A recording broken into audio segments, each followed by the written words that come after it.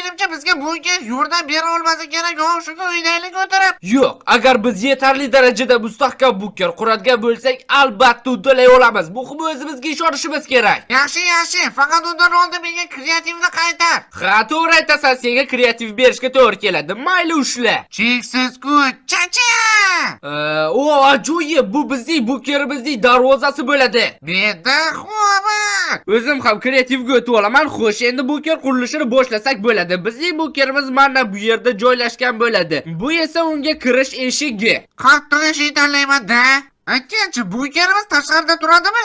Yo'q, albatta, bunkerimiz chuqur yer ostiga kirgan bo'ladi. Va bu ishlarni barida bitta blok ishlatish kerak. Olmos yerib ketsa kerak. Radiatsiyaga ham to'g'ri kelmaydi. Lekin qaysi?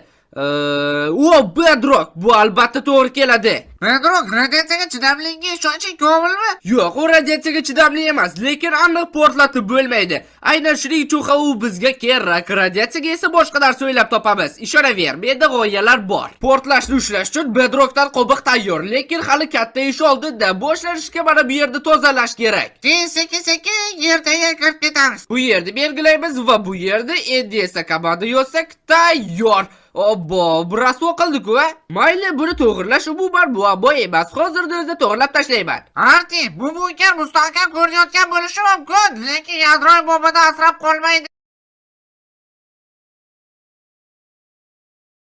Ha, tushunib turibman. Shuning uchun ham biz endi yer tagiga kirishimiz kerak. Aynan shunday hollar uchun ham menda mana bunday bor. Bu bilan qilish aniq osonroq bo'ladi. Xatolar kamayadi demoqchiman. O'zi ham yaxshigina chuqurga kirishimiz kerak. Ha, to'g'ri, yadroviy bombaning radiatsiyasidan qochish oson bo'lmaydi.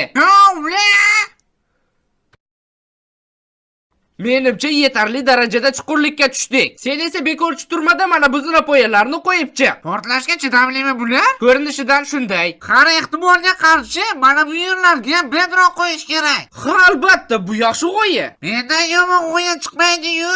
Vaqtimiz ham tobora kam qolyapti. Shuning uchun men hoziroq bunkerning asosiy qismi uchun xona kamlashni boshlayman. Keyinroq siqilib yurmaylik. 3-4 oy yotishimiz kerak u yerlarda. Menga ayt, sen qayerda qasrdagi ulkan bunkerlar ko'rgansan? Endi birinchi bu biz quramizda. Mayli, iloji boricha kattaroq qilishga harakat qilaman. Aytgancha, O'zbekistonda ham atom bombasi portlatilganligini bilarmidingiz? Ha, Buxoroda topilgan ulkan gaz konini to'xtatish maqsadida yer tagida atom bombasi portlatilgan. Olim bo'lib ketay, sen undan ko'ra gapir, endi nima qilamiz? Endimi? Endi shunchaki bizni bir necha oy davomida tirik ushlab tura oladigan xona qurishimiz kerak. Bunkerimiz deyarli tayyor, lekin biz baribir shoshilishimiz kerak. Bomba yaqin orada keladi. Menimcha buncha chuqurlikda